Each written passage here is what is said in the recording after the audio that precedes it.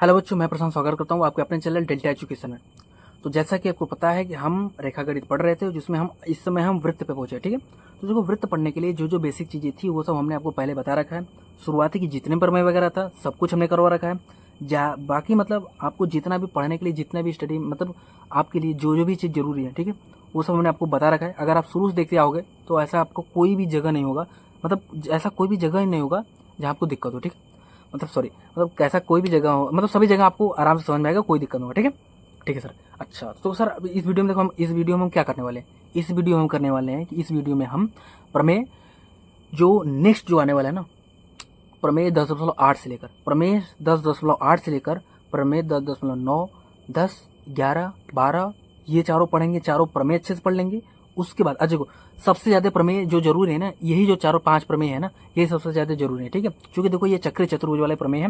क्योंकि देखो जो मोस्ट ऑफ द पार्ट, अगर वृत्त की बात करें तो वृत्त में सबसे मजेदार चीज होता है जिसको मान सकते हैं कि नहीं कुछ है, जो वो क्या है, वो चक्रीय चतुर्भुज है। ठीक है, तो उसके लिए जो प्रमेय वगैरह है वो इसमें बताया गया है। ठीक है, अच्छा, तो प्रमेय बताया गया है, उसका सोल्यूशन बताया गया है, सब कुछ अच्छे से बताया गया है। बस थोड़ा सा धैर्य के साथ पढ़ लोगे, बस एक ही बार पढ़ना है। वीडियो लंबा है मानता हूँ, लेकिन एक बार पढ़ लोगे मन से तो सब कुछ मामला क्लियर हो जाएगा। ठीक है सर। अच्छा, ठीक है सर। तो मतलब इसमें हमने क्या किया है कि जो प्रमेय है वो सब हमने अच्छे से पढ़ लिया, उसका सोल्यूशन अच्छे से जान लिया, उसका पहले मतलब समझाया, सॉल्व करने से पहले उसका मतलब समझाया कि सर प्रमेय तो ठीक है, सॉल्व करना भी ठीक है, लेकिन इसको हम सवाल में कैसे यूज करें, इसका मतलब क्या है, जितने भी चीजें था वो हमने कवर कर लिया। और हमने ये भी सीख लिया कि अगर कोई भी सवाल है, उस सवाल में कौन सा प्रमेय लगेगा, ये कैसे पता चले हमको ऑटोमेटिक, ये भी हमने आपको बता दिया। ठीक है सर, ये भी इसमें बताया गया। अच्छा, ठीक है सर।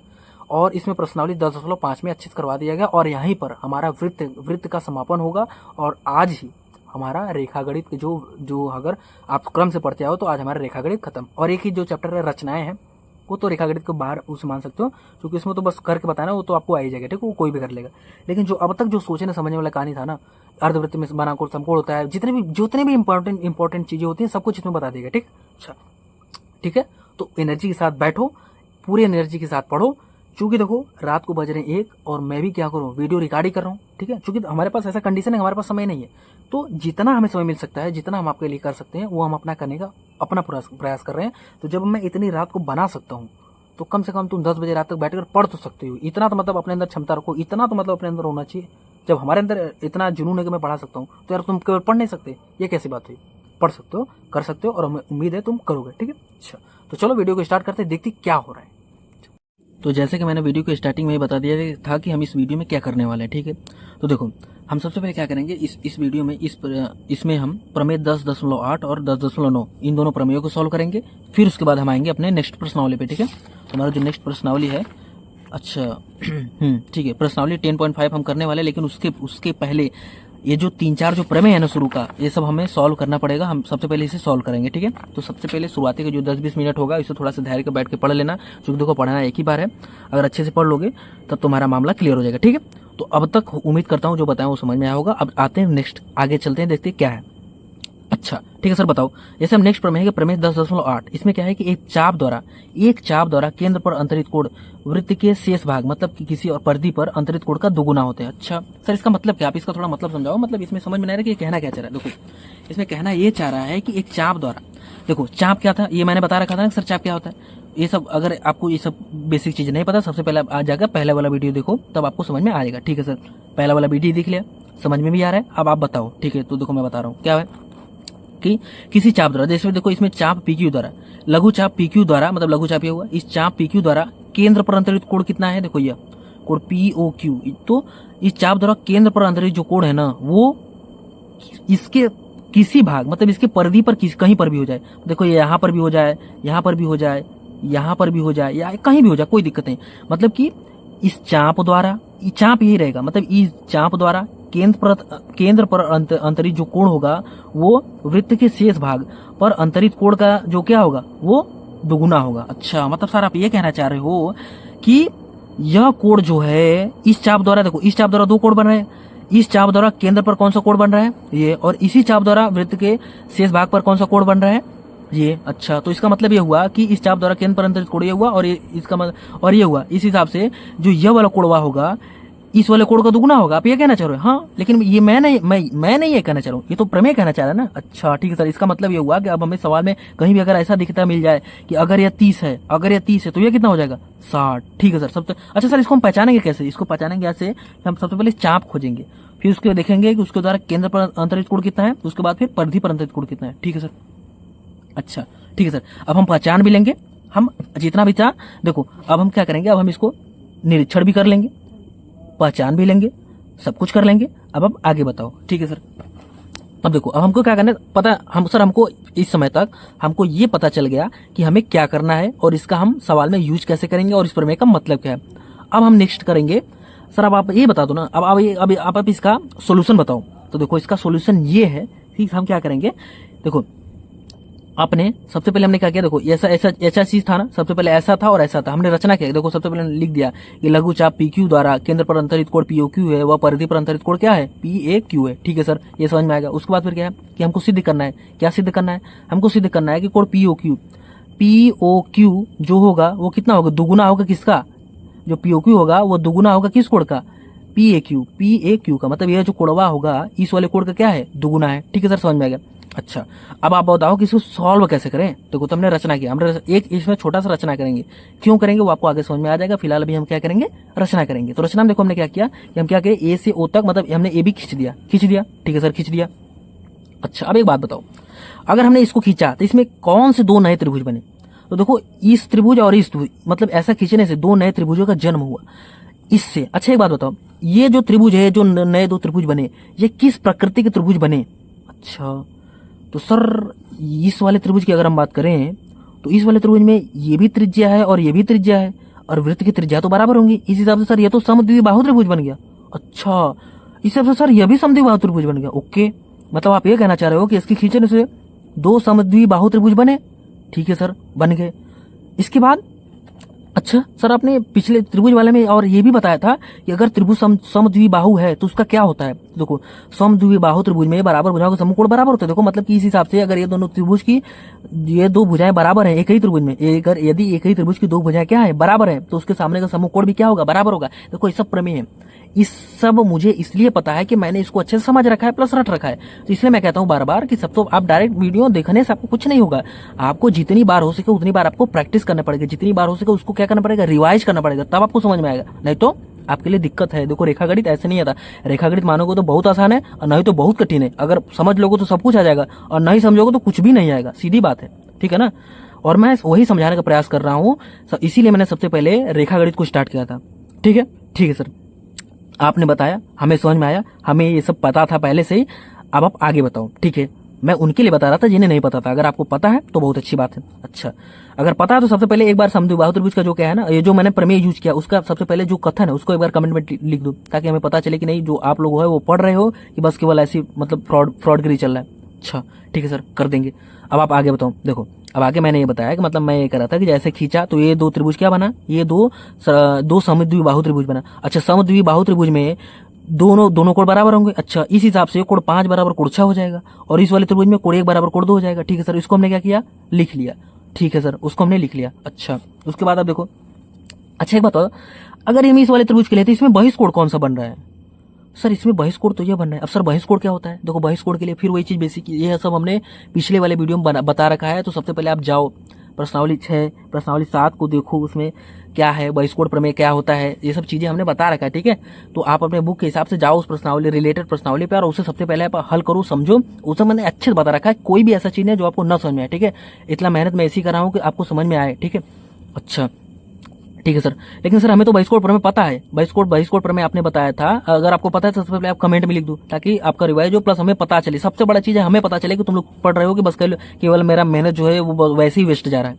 अच्छा ठीक है सर, मतलब कि आपने बहिष्कोण प्रमेय बताया था कि किसी त्रिभुज का बहिष्कोण उसके सुदूर अंतःकोणों के योग के क्या होता है? बराबर होता है। इस हिसाब से मतलब कोण 6 और कोण 5 को जोड़ दे तो किसके बराबर हो जाएगा? कोण 4 के। ओके जी, उसके बाद उसी प्रकार से इस वाले त्रिभुज में अगर हम कोण 1 और कोण 2 को जोड़ दे तो किसके बराबर होगा? कोण 3 के। ठीक है सर, बिल्कुल समझ में आया, बहिष्कोण प्रमेय हमें आता था। ठीक है, तो देखो वही चीज हमने क्या किया कि देखो त्रिभुज AOQ में त्रिभुज AOQ में क्या कोण 3 बराबर कोण 1 प्लस कोण 2, कैसे? बहिष्कोण प्रमेय से। ठीक है सर, लेकिन कोण 1 बराबर कोण 2 था, कोण 2 बराबर कोण 1 था, कैसे? समद्विबाहु त्रिभुज था। इस हिसाब से जो कोड 3 हुआ किसके बराबर होगा, 2 कोड 1 के। ठीक है, यहाँ तक समझ में आया? ठीक है सर, यहाँ तक तो बिल्कुल समझ में आया।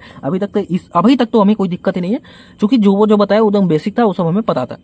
ठीक है सर, मतलब कोड 3 बराबर 2 कोड 1 हो गया। ठीक है, अच्छा देखो, अब इस वाले त्रिभुज में हो, अब इस वाले त्रिभुज में बहिष कोण क्या है? देखो कोण 3 जो है वो बहिष कोण है। अब मतलब ये जो कोण 3 होगा किसके किसके योग के बराबर होगा? कोण 1 और कोण 2 के योग के बराबर होगा। तो वही हमने लिखा, देखो। अच्छा, सब वही, ये तो हो गया ना। देखो कोण 3 बराबर कोण 2, ये तो हो गया। अब उसी पर ये तो हमने कर दिया, कोण 3 बराबर 2 कोण 1।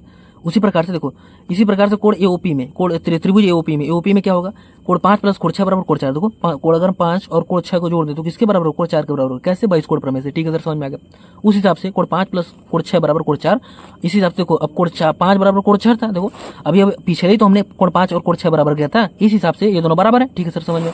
अब देखो, तो उसके हमने मतलब देखो, हमने अब क्या किया कि 6 को हमने 5 के पद में लिखा। ठीक है, देखो ओवरऑल हमें इसको और इसके सिद्ध करना है, तो केवल यह और यह रहना चाहिए। अब यह है तो इसको इसके पद में बदल दो। तो हमने देखो बदल दिया, मतलब कोण 4 जो है 2 कोण 5 आएगा। ठीक है सर। अच्छा, अगर हम कोण 3 प्लस, देखो अब देखो, हमें कोण 3 भी पता है, कोण 4 भी पता है। ठीक है सर। अब हमें देखो, हमें पूरा टोटल कोण चाहिए कि इस चाप द्वारा केंद्र पर अंतरित कोण क्या है? कोण 4 प्लस कोण 3 है ना।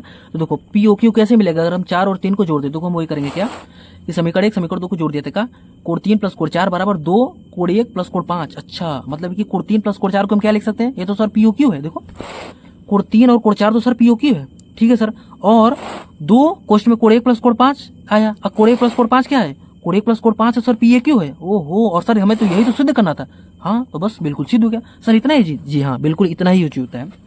तो देखो इतना ईजी था, मतलब देखो अब हमने क्या किया कि इसको हमने प्रूव करना भी सीख लिया, और इसका अगर सवाल में कहीं यूज आ रहा है ना, तो इसको हम अच्छे से यूज करना भी सीख गए सर। अब हमें यहाँ पे कोई दिक्कत नहीं है। अब आप नेक्स्ट प्रमेय पे चल सकते हो। ठीक है, और अगर हमें यहाँ पे कोई दिक्कत भी होगा तो सर मैं इसे फिर से देख लूंगा। ठीक है, तो मुझे उम्मीद है कि तुम लोग फिर से देख लोगे। अब मैं आगे चल रहा हूँ। देखिए अब प्रमेय 10.9, तो प्रमेय 10.9 कह रहा है कि एक ही वृत्तखंड में बने कोण बराबर होते हैं। अच्छा, मतलब आप ये कहना चाह रहे सर, इसका मतलब क्या? पहले इसका मतलब तो समझाओ। तो देखो इसका मतलब यह है कि अगर मैं एक ही वृत्तखंड लूं, तो सर देखो ये 2 बिंदु है, बिंदु पी क्यू, इसे 2 वृत्तखंड में बटा। क्या अगर यहाँ से एक जीवा जाती है तो देखो दो वृत्तखंड होता। तो पहला एक दीर्घ वृत्तखंड होता है, एक लघु वृत्तखंड होता। इस हिसाब से किसी एक ही वृत्तखंड, चाहे वो तो लघु हो चाहे वो तो दीर्घ हो, ये नहीं कि एक लघु एक दीर्घ, नहीं, दोनों एक ही वृत्तखंड में होना चाहिए। तो वही लिखा है कि एक ही वृत्तखंड, चाहे लघु या दीर्घ, इसमें देखो दीर्घ में एक ही वृत्तखंड में बने कोण बराबर होते हैं। अच्छा, मतलब सर आप ये कहना चाह रहे हो कि अगर हमने एक वृत्तखंड यहाँ से मान लिया, अगर हम लघु में कोण बनाए, मतलब अगर हम यहाँ से ऐसा भी खींच दें और यहाँ से हम ऐसा भी खींच दें, मतलब हम कैसे भी कहीं से भी खींच दें, मतलब ये तो इन्होंने यहाँ मिला है ना, मतलब हम एक यहाँ पे खींच दें और हम एक यहाँ खींच दें, एक यहाँ पे खींच दे एक यहाँ पे, मतलब हम कहीं भी खींच दे, अगर वे एक ही वृत्तखंड में बने तो वे बराबर होंगे। आप ये कहना चाह रहे हो? जी हाँ, मैं यही कहना चाह रहा हूँ कि अगर एक ही वृत्तखंड में कोण बना है तो वे दोनों क्या होंगे? बराबर होंगे। अच्छा ठीक है सर, समझ में आ गया। अच्छा सर, एक ही वृत्तखंड में 3 कोण होते हैं, तीनों कोण बराबर होंगे, मतलब एक ही वृत्तखंड में बने कोण क्या होते हैं? बराबर होते हैं। एक ही वृत्तखंड में चाहे जितने कोण बने वो दोनों कोण क्या होते हैं? आपस में बराबर होते हैं। ठीक है सर, समझ में आ गया। अच्छा, मतलब आप ये कहना चाह रहे हो कि इस हिसाब से अगर यह 30 तो ये 30, अगर यह 60 तो यह भी 60, अगर ये 65 तो ये भी 65, ये 71 तो ये भी 71। हाँ बिल्कुल, मैं यही कहना चाह रहा हूँ। अच्छा ठीक है सर, ठीक है सर, मतलब अब मुझे इसका मतलब भी समझ में आएगा और मैं इसका सवाल में यूज भी कर लूंगा। अब आप एक काम करो, अब इसका प्रूफ बता दो। देखो इसका प्रूफ यह है, सबसे पहले जो था हमने वो लिख दिया क्या, कि चाप पी क्यू द्वारा केंद्र पर बना कोण पी ओ क्यू है, वह एक ही वृत्तखंड में बड़े कोण पी एम क्यू, देखो एक ही वृत्तखंड में बने कोण यह और यह। ठीक है, ये हमने लिख दिया। अच्छा, और हमको सिद्ध क्या करना है? हमको सिद्ध करना है क्या, कोण यह वाला इस कोण के बराबर है। ठीक है सर, हमको ये सिद्ध करना है। ठीक है, अच्छा ठीक है सर। अब देखो, अब ये सिद्ध कैसे होगा? देखो सिद्ध करने की सिंपल सी बात, अगर हमने ये मेन पढ़ लिया ना, अब इसी से सब सिद्ध हो जाएगा। ये हमने पढ़ लिया था। इसमें हमने क्या पढ़ा था कि इसमें हमने पढ़ा था कि किसी चाप द्वारा केंद्र पर अंतरित जो कोण है उसके वृत्त के परिधि पर किसी भी बिंदु पर अंतरित कोण का क्या होता है? दुगुना होता है। इस हिसाब से देखो, इस चाप द्वारा केंद्र पर अंतरित कोण इतना है तथा वृत्त के देखो परिधि पर यह, वृत्त के परिधि पर अंतरित कोण क्या है? पी ए क्यू है। मतलब इस हिसाब से जो कोण पी ओ क्यू होगा वो पी ए क्यू का दुगुना होगा। ठीक है सर, ये तो हमने पिछले प्रमेय में पढ़ा था। और तो जब ये होगा ना तो इसको सबसे पहले लिख लो। देखो हमने वही लिखा क्या, देखो हमने वही लिखा कि चूंकि हम जानते हैं कि किसी चाप द्वारा केंद्र पर बनाया गया कोण परिधि पर बनाया गया कोण का क्या होता है? दुगुना होता है। इस हिसाब से कोण पी ओ क्यू जो होगा दुगुना होगा कोण पी ओ क्यू के, वह पी एम क्यू होगा। देखो इसी प्रकार देखो हमने ये लिख देना। उसी प्रकार देखो ये भी तो है, मतलब देखो चाप यह द्वारा केंद्र पर अंतरित कोण यह हो गया और इसके द्वारा परिधि पर अंतरित कोण यह हो गया। इस हिसाब से जो कोणवा होगा इस कोण का भी क्या होगा? दुगुना होगा। ये कोण इसमें यह नहीं बताया कि यहीं पर बने, इसमें ये बताया था ये कहीं भी बने, उससे नहीं मतलब है, बस परिधि पर बना हुआ होना चाहिए। ठीक है सर, समझ में आएगा। इस हिसाब से देखो इसका भी जो मान होगा, ये जो मतलब यह जो मान होगा इसका दुगुना होगा, तो देखो हमने वो लिख दिया क्या, जो कोड PMQ होगा ना वो भी जो दो कोड PAQ का जो कोड POQ मतलब कि जो PMQ होगा वो PAQ के क्या होगा, दुगुना होगा। ठीक है सर, तो हमने लिख दिया। देखो समीकरण 1 और समीकरण 2 से दोनों का राइट हैंड साइड बराबर है, इस हिसाब से देखो लेफ्ट हैंड साइड बराबर होगा, इस हिसाब से ये दोनों कोड क्या होंगे, आपस में बराबर होंगे। अच्छा, मतलब आप ये कहना चाह रहे हो ये दोनों कोड बराबर होंगे। हाँ, मतलब इस तरफ से आप हमने प्रूफ भी कर दिया। हमने प्रूफ ये कर दिया कि क्या, कि एक ही, देखो हमने अब तक दो चीजें प्रूफ कर लिया कि अगर किसी चाप द्वारा उसके केंद्र पर अंतरित कोण जो होता है वो उसके परिधि के किसी बिंदु पर स्थित किसी भी बिंदु पर अंतरित कोण का क्या होता है, दुगुना होता है। पहला चीज ये था। दूसरा चीज हमने ये सीख लिया कि एक ही वृत्तखंड में बने कोण बराबर होते हैं। ठीक है सर, हमने ये दोनों प्रमेय पढ़ लिया और इसका प्रमेय हम अच्छे से यूज भी कर लेंगे, इसमें हमें कोई दिक्कत नहीं। ठीक है सर। अच्छा, अब एक बात बताओ, यह प्रमेय है, ठीक है, अगर यह कोण, अगर यह देखो, अगर यह 60, ध्यान से समझना, अगर देखो हमने यहां से रेखा बढ़ाना स्टार्ट किया। ठीक है, देखो सबसे पहले मान लो कि ये जो था ना, ये यहां पर है। अगर यह 60, सॉरी उसे भूल जाओ, अगर चाप द्वारा केंद्र पर अंतरित कोण, देखो अगर 60 यहां पर है तो यह कितना होगा, 30 होगा, इसका आधा। ठीक है सर, अगर यह 90 होगा यहां पर तो यहां पर कितना होगा, 45। ठीक है सर। अच्छा, यहां पर अगर 120 होगा तो यहां पर कितना होगा, 60 होगा। ठीक है सर, अभी तक तो समझ में आ रहा है, लेकिन आप समझाना क्या चाह रहे हो, देखो मैं ये समझाना चाह रहा हूं कि अगर आप एक काम करो, अगर यह कोण क्या होगा, 180 अंश हो। अच्छा, अगर 180 अंश हो गया तो यह वाला जो है यहां पर आ जाएगा, मतलब ये पूरा क्या हो जाएगा, अर्धवृत्त बन जाएगा क्या। हाँ सर, अगर ये 180 अंश हुआ, अगर यह कोण 180 अंश हो गया तो यह बन जाएगा एक अर्धवृत्त। अच्छा, जब यह 180 अंश तो यह कितना हो जाएगा उस समय पे, 90 अंश। मतलब सर आप ये कहना चाह रहे हो कि अगर ये इसके अर्धवृत्त होते ही यह कोण, मतलब इसके 180 अंश होते ही यह 90 हो जाएगा, और यह 180 अंश होते ही ये तो अर्धवृत्त में बदल जाएगा। मतलब आप ये कहना चाह रहे हो कि अर्धवृत्त में बना कोण 90 अंश होता है। हाँ, मैं बिल्कुल बहुत सी एकदम बात सही पकड़ ली। अच्छा, मतलब आप ये कहना चाह रहे हो कि अर्धवृत्त में अगर हमें कहीं भी अर्धवृत्त दिख गया, उसमें कोई सा भी कोण बना है तो उसका मान कितना होगा, 90 अंश। उसे नापने या कोई चीज करने की जरूरत नहीं है। ओके सर, मतलब यहां से हमने 3 चीजें सीखा। क्या सीखा, पहला चीज हमने सीखा कि एक ही चाप द्वारा केंद्र पर अंतरित जो कोण होता है वो परिधि पर स्थित किसी भी बिंदु पर अंतरित कोण का क्या होता है, दुगुना होता है। सर ये तो हमने सीख लिया। दूसरा चीज हमने ये सीखा कि एक ही वृत्तखंड में बने कोण क्या होते हैं, बराबर होते हैं। और तीसरा सबसे बड़ा चीज हमने ये सीख लिया कि किसी जो होता है अर्धवृत्त में बना कोण क्या होता है, समकोण होता है। ठीक है सर। और अच्छा, अगर हमें आएगा सिद्ध करने के लिए तो हम सिद्ध भी कर लेंगे। ठीक है, अच्छा ठीक है सर, मतलब जो मेन चीज था, जो अब तक हमने बताया, आपने बताया सर, वो बिल्कुल समझ में आया। और हमें अगर नहीं समझ में भी आया, अगर मैं हल्का अगर भूल भी रहूंगा ना तो मैं इसे फिर से देख लूंगा। अब आप काम करो, आप थोड़ा आगे चलो। ठीक है सर, तो देखो मैं आगे चल रहा हूँ। अब आगे चलने में क्या है, देखो अब नेक्स्ट पर में क्या है, नेक्स्ट वन में 10.10 हमारा कह रहा है कि देखो सिंपल सी बात है, देखो इधर कुछ है नहीं, बस छोटा बस कथन है, छोटा समझ लो हो जाएगा हमारा काम। क्या देखो, दो बिंदुओं को मिलाने वाला रेखाखंड, उनको अंतर्विष्ट करने, अभी ऐसा बता रहा हूँ, दो बिंदुओं को मिलाने वाली रेखा उसको अंतर्विष्ट करने वाले रेखा के एक ही ओर स्थित दो अन्य बिंदुओं पर समान कोण अंतरित करे तो चारों बिंदु एक ही वृत्त पर होते हैं, अर्थात वह चक्र चतुर्भुज होते हैं। ठीक है, देखो इस प्रमेय का मतलब यह हुआ, इस प्रमेय का मतलब यह हुआ कि देखो दो बिंदुओं को मिलाने वाली रेखा उनको मिलाने वाले रेखा के एक ही और स्थित दो अन्य बिंदुओं पर समान कोण अंतरित करे। इसका मतलब ये हुआ ना, देखो इनका मतलब ये हुआ कि देखो सबसे पहले दो बिंदु था। सबसे कहानी समझो, स्टार्टिंग में था क्या, जब घर वर नहीं बना था तो उसमें था क्या, तो उसमें था ये कि सबसे पहले केवल 2 बिंदु था। ये सब तो बाद का बना कि ये सब वृत्त बाद में बन गया। सबसे पहले कहानी ये था कि ये बिंदु और ये बिंदु, केवल ये 2 बिंदु था, और इनको मिलाने वाली रेखा क्या था, ये भी था। और इसमें यही कहा कि 2 बिंदुओं को मिलाने वाली रेखा उनको अंतर्विष्ट करने वाली रेखा, अंतर्विष्ट मतलब मिलाने वाली रेखा। ठीक है, एक ही चीज है, मिलाने वाली रेखा की एक ही ओर, मतलब इस रेखा के एक ही ओर। अब ये नहीं कि एक बिंदु इधर एक बिंदु इधर है, मतलब कि 2 बिंदु था, इनको मिलाने वाली रेखा के अतिरिक्त 2 बिंदु और लिया जा रहा है, और वे जो नेक्स्ट जो बिंदु लिया जा रहे हैं वे इन दोनों मिलाने वाली रेखा के एक ही ओर लिया जा रहे हैं। मतलब कि या तो ऊपर लिया जाएगा या तो नीचे लिया जाएगा, यह नहीं कि एक ऊपर ले लेगा एक नीचे नहीं, ये वैलिड नहीं है। मतलब कि इन दोनों को मिलाने वाली रेखा के एक ही ओर, मतलब कि देखो इसने ऊपर ले लिया, क्या एक ही ओर क्या करे, दो स्थित अन्य बिंदुओं पर समान कोण अंतरित करे। मतलब कि यह भी कोण क्या है, यह कोण क्या है, बराबर है। अच्छा, तो वे दोनों बिंदु एक ही वृत्त पर होते हैं, मतलब तो वे चारों बिंदु एक ही वृत्त पर होते हैं, अर्थात वे एक चक्रीय चतुर्भुज होते हैं। अच्छा, तो सबसे पहले चक्रीय चतुर्भुज होते हैं। चक्रीय चतुर्भुज की मैं परिभाषा बता दूं, तो वह चतुर्भुज जिसके चारों शीर्ष क्या होता है, किसी वृत्त के परिधि पर होते हैं, वह चतुर्भुज क्या कहलाता है, चक्रीय चतुर्भुज कहलाता है। ठीक है सर, और चतुर्भुज की परिभाषा मुझे अच्छे से पता है। ठीक है सर, अच्छा ठीक है, मतलब चक्र चतुर्भुज का सर परिभाषा समझ में आ गया। अब आप आगे बताओ, मतलब इसमें ये कहना चाह रहा है कि देखो ये सब चतुर्भुज चतुर्भुज कुछ दिया नहीं, बस इसमें यह बता दिया है कि क्या कि एक सबसे पहले दो बिंदु था, ए बी था पहले, जिसको मिलाने वाली रेखा कि एक ही और दो बिंदु लिया है और इन दोनों बिंदुओं पर इन रेखाओं द्वारा अंतरित कोण जो क्या है वो बराबर है। यदि ऐसा कंडीशन है तो ये चारों बिंदु क्या है, एक वृत्त पर स्थित होंगे, ऐसा इस प्रमेय का कहना है। अच्छा, जब चारों बिंदु वृत्त पे होंगे तो ऑटोमेटिक वो क्या है, एक चक्र चतुर्भुज है। ठीक है सर, समझ में आएगा। अब इसका प्रूफ बताओ। सबसे पहले आप इसमें समझाओ कि इसमें दिया क्या, ये कैसे पता चले। देखो तो सबसे पहले दिया क्या था, तो हमने वही लिखे क्या, दो बिंदु, देखो दो बिंदु ए व बी बिंदुओं को मिलाने वाला रेखाखंड है। ठीक है सर, समझ में आएगा। वह दो बिंदु सी व डी रेखाखंड एबी की एक ही ओर, मतलब ऊपर, देखो ये लिया गया ऊपर स्थित है। ठीक है सर, स्थित करवा दिया। उसके बाद रेखाखंड जो ए बी है, बिंदु सी व डी, रेखाखंड ए बी जो है, जो बिंदु सी व डी पर क्या करे, समान कोण बना रहे, मतलब यह वाला कोण और यह वाला कोण क्या है, मतलब यह वाला कोण और यह वाला कोण क्या है, यह वाला कोण और यह वाला कोण बराबर है। ठीक है सर, मतलब कोण ए सी बी बराबर क्या है, एडीबी, वो हमने लिख दिया। अभी तक तो सर समझ में आ रहा है बिल्कुल, पहले कहानी नहीं समझ में आ रहा था, लेकिन अब तक समझ में आ रहा है कि इसमें क्या हो रहा है। ठीक है सर, फिर देखो आगे क्या है।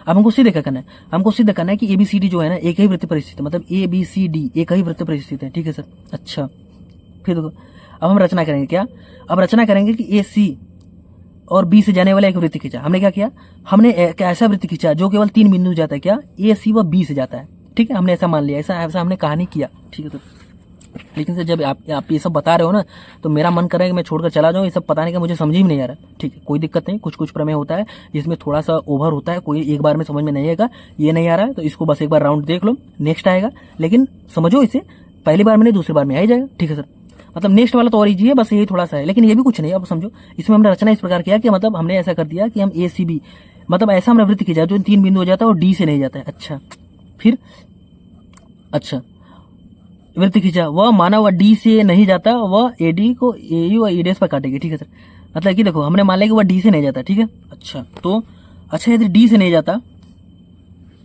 तो क्या होगा, या तो डी से पहले कहीं किस, देखो अगर ये देखो यह वृत्त है जो तीन बिंदु हो जाता है और ये चौथे डी से नहीं जाता। ठीक है, जब ये डी से नहीं जाएगा तो या तो वह डी से पहले से होकर जाएगा या तो डी से बाद हो जाएगा। ठीक है, तो डी से बाद कोई भी बिंदु उसको लिए हमने यहाँ पे मान लिया कि यहाँ से होकर जाएगा, तो यहाँ पे हमने कहा ई डैश मान लिया, और डी से पहले कोई बिंदु यहाँ से होकर जाए तो हमने क्या मान लिया, ई मान लिया। क्या मतलब अगर पहले जाएगा तो ई डैश से जाएगा, अब बाद जाएगा तो मतलब पहले जाएगा तो ई से जाएगा और बाद जाएगा तो ई डैश जाएगा। ठीक है, और डी से वो जा नहीं रहा है, मतलब कि अगर वो डी से नहीं जा रहा है तो जाहिर सी बात है या तो वह ई से जा रहा होगा या तो वह ई डैश से जा रहा होगा, और ई व ई डैश क्या है, या तो अंदर वाला बिंदु है या तो बाहर वाला बिंदु। ठीक है, और ये बिंदु कहीं भी हो सकता है। ठीक है सर, तो हमने ऐसा कर लिया, वो हमने लिख लिया। ठीक है सर, अच्छा अब देखो पत्ते में क्या है कि यदि ए बी ई सी एक ही वृत्त में है, देखो अभी यदि ए बी ई सी, देखो हमने मान लिया, हमने ये मान लिया कि ये ई से, यदि डी से नहीं, यह ई से जा रहा है। ठीक है, अच्छा यदि ये ई से जा रहा होता, सपोज करो यह वाला वृत्त यदि ई से जा रहा होता, यह वाला वृत्त यदि ई से जा रहा होता तो कौन कौन से बिंदु वृत्त के परिधि पर होते हैं, तो ए सी बी और ई वृत्त के परिधि पर होते हैं। अच्छा यदि ये वृत्त के परिधि पर होती तो देखो एक ही वृत्तखंड में कौन कौन से दो कोण, मतलब एक ही वृत्तखंड में कौन से दो कोण बनते हैं। देखो ये तो हमारा वृत्तखंड, ये दीर्घ वृत्तखंड होगा, तो इस दीर्घ वृत्तखंड में देखो पहला कोण यह बना और दूसरा कोण क्या बना, यह बना, मतलब यह वाला कोण मतलब ए ई बी और ए सी बी क्या होता है, आपस में बराबर होता। क्यों, क्योंकि एक ही वृत्तखंड में बने कोण बराबर होते हैं। ठीक है, तो देखो हमने वही लिखा क्या, यदि ए बी ई सी एक ही वृत्त में स्थित है तो ये दोनों कोण बराबर होंगे। क्यों, एक ही वृत्तखंड में क्या होता है, कोण बराबर होते हैं। ठीक है सर, यहाँ तो समझ में आया। लेकिन एक बात बताओ, यह तो हमने अपने से कल्पना किया था ना कि वह ई से जाता है, यदि ई से जाएगा तो ऐसा होगा, लेकिन हमें तो ये दिया ही हुआ है पहले से ही। देखो हमें तो ये पहले से ही दिया है क्या कि एसीबी एडीबी बराबर, मतलब हम तो दिया है कि एसीबी एडीबी बराबर है। अच्छा लेकिन एसीबी अगर एडीबी के बराबर है, यदि एसीबी एडीबी के बराबर है तो यह तभी संभव है जब एक ही वृत्तखंड में बने कोण बराबर हो। इसका मतलब यह हुआ, ये ऐसा तभी होगा जब यह बिंदु ई कहाँ पर हो, डी पर हो। ठीक है, जब यह बिंदु डी पर हो, इसका मतलब यह हुआ कि यह तभी संभव है कि जब यह वृत्त जा रहा है वो डी से होकर जाए, क्योंकि जब डी से होकर जाएगा तभी ऐसा हो सकता है कि ये तो मतलब तभी एक ऐसा कंडीशन बनेगा जिसमें एक ही वृत्तखंड में दोनों कोण क्या होंगे, आपस में बराबर होंगे, जो कि हमको दिया था। लेकिन अगर हम चाहे बाहर नहीं चाहे अंदर ले तो यह दोनों कोण आपस में बराबर नहीं आएंगे। इसका मतलब ये हुआ कि ये जो बिंदु डी व ई डैश क्या है, संपाती है। ठीक है, तो इसको मैंने लिख दिया, यह तभी संभव है जब बिंदु ई व डी क्या हो, संपाती हो। इसी प्रकार ई व डी संपात हो, अतः चारों बिंदु ए बी सी डी एक ही वृत्त पर स्थित होंगे। अच्छा इसका मतलब ये होगा, देखो जैसे बताया वैसे लिख लिया। देखो मैंने कहा कि देखो अभी अभी अगर देखो सब छोटा समझ लेते हैं कि अगर ये वृत्त ई से होकर जाता तो एक ही वृत्तखंड में ये वाला कोण बनता है, ये वाला कोण बनता है। अच्छा अगर ई डैश से होकर जाता तो एक ही वृत्तखंड में कौन सा कोण बनता है, ये वाला कोण बनता है और ये वाला कोण बनता है। अच्छा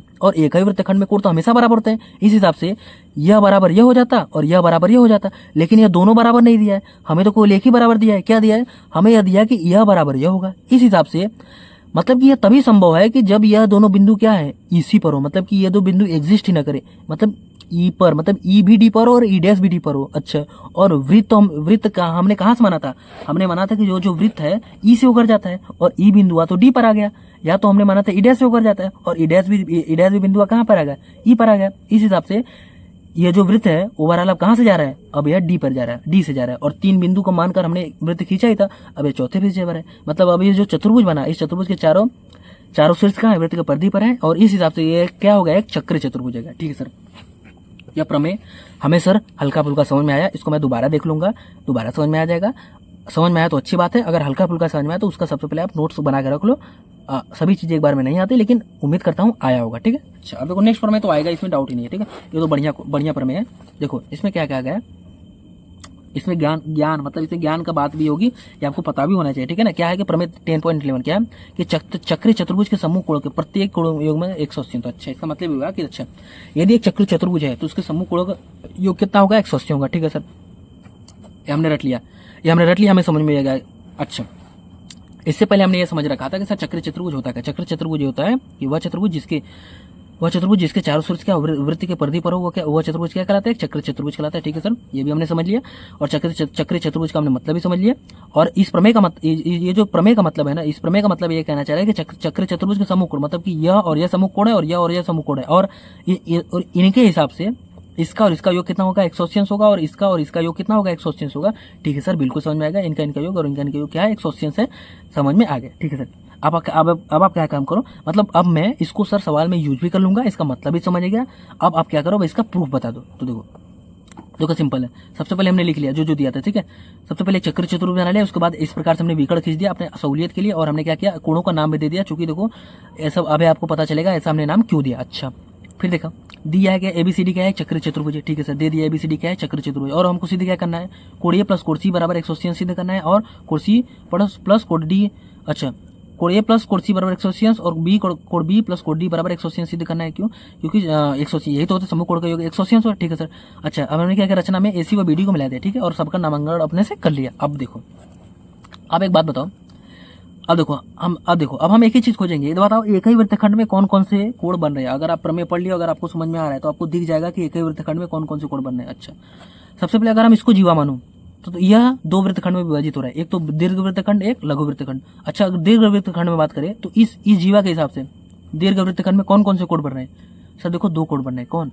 सर, एक तो यह वाला कोण बन रहा है और एक तो देखो यह वाला कोण बन रहा है। अच्छा लेकिन अभी आपने पिछले प्रमेय में बताया था कि एक ही वृत्तखंड में बने कोण बराबर होते हैं। हाँ तो इस हिसाब से आप ये कहना चाह रहे हो कि कोण 8 कोण 5 के बराबर होगा। हाँ ठीक है सर, उसको हमने क्या किया, लिख लिया। देखो हमने क्या किया, यहाँ पे लिख लिया। हम जानते हैं कि एक ही वृत्तखंड में बने कोण बराबर होता है, तो कोण 8 बराबर कोण 5। ठीक है सर, कब, जब जीवा ए बी है। अच्छा यदि हम जीवा बीसी को मान ले, यदि जीवा बीसी है तो देखो एक ही वृत्तखंड में कौन सा कोण बना, देखो इसके लिए अब जब यदि भी है तो इसके लिए यह बुरा दीर्घ वृत्तखंड और यह बुरा लघु वृत्तखंड। अब देखो दीर्घ वृत्तखंड में इस जीवा द्वारा कौन सा कोण बना है, देखो एक तो यह वाला कोण बना है और एक तो देखो यह वाला कोण बना है। इस हिसाब से कोण 7 और कोण 2 क्या होंगे, आपस में बराबर होंगे। ठीक है सर, और उसी हिसाब से अगर हम डीसी को क्या करें, जीवा माने तो क्या हो जाएगा, अगर डीसी जीवा है तो देखो इससे एक यह वाला कोण, एक यह वाला कोण क्या है, एक ही वृत्तखंड में बने कोण है, मतलब कोण 1 बराबर कोण 4 होगा, हमने वो भी लिख लिया। और अगर हम इसको माने तो यह वाला कोण और यह वाला कोण क्या है, एक ही वृत्तखंड में बने कोण है और इसलिए कोण 6 बराबर कोण 3 हो जाएगा। ठीक है सर, अभी तक तो बिल्कुल समझ में आ रहा है आप जो बता रहे हो। ठीक है, अच्छा अब आप नेक्स्ट क्या करने वाले हो, अब देखो मैं नेक्स्ट ये करने वाला हूँ। देखो सब कुछ लिखा है सर, यहाँ से बना ले। अच्छा अब आप ये जानते हो कि किसी भी चतुर्भुज के चारों कोणों का योगफल कितना होता है, 360 अंश होता है। ठीक है, कोई सा भी चतुर्भुज ले लो, उसके चारों कोणों का योगफल कितना होता है, 360 होता है। और किसी भी चतुर्भुज को ले लो, उसको तीनों अंतः कोणों का योगफल कितना होता है, 180 अंश होता है। ठीक है सर, ये तो हमको पता है। अच्छा इस हिसाब से कोण ए प्लस कोण बी प्लस कोण सी प्लस कोण डी बराबर क्या होगा, 360 अंश। ठीक है सर, कैसे चतुर्भुज के कोण हमने लिख लिया। ठीक है सर, ये तो समझ आ गया। मतलब कि अब कोण ए की जगह क्या है, देखो कोड ए का है, कोड 1 प्लस कोड 2 है, कोड ए जो है कोड 1 प्लस कोड 2 है, कोड बी क्या है, कोड 3 प्लस कोड 4 है। ठीक है सर, मतलब देखो हमने वही लिख लिया क्या, कोड ए जो है कोड 1 प्लस कोड 2 है, code B code 3 plus code 4, code C जो 5 है और कोड डी 7 और 8 है, चारों को फल कितना हो गया 360। अच्छा अब देखो सिंपल, अब देखो जादू है, ये क्या जादू है देखो। अब हमें सिद्ध करना है कि कोड ए प्लस कोड सी बराबर 180। तो ये कैसे होगा, वो ऐसे होगा कि देखो कहीं भी अगर आ रहा है क्वेश्चन में, अगर 1, 2 और 5, 6 को छोड़कर, देखो अगर कहीं भी जैसे हमने देखो ये फॉर्मेट बनाया ना, हमने ये फॉर्मेट बना लिया कि 1 से लेकर 8 तक योगफल कितना होगा 360 अंश। अब इसमें हम क्या करेंगे कि देखो, और देखो ऊपर हमने सिद्ध किया था कि कोड 8 कोड 5 कोड मतलब कोई एक दूसरे के बराबर भी हमने सिद्ध किया था। अच्छा मतलब कि देखो हम क्या करेंगे कि हमें इसका और इसका योगफल कितना दिखाना है 180 अंश दिखाना है। इसके लिए हम क्या करेंगे कि अगर कहीं भी इनको छोड़कर अगर कुछ भी आ रहा है तो उनको हम, अगर जैसे 3 और 4, 8 और 7 आ गया तो इन चारों को हम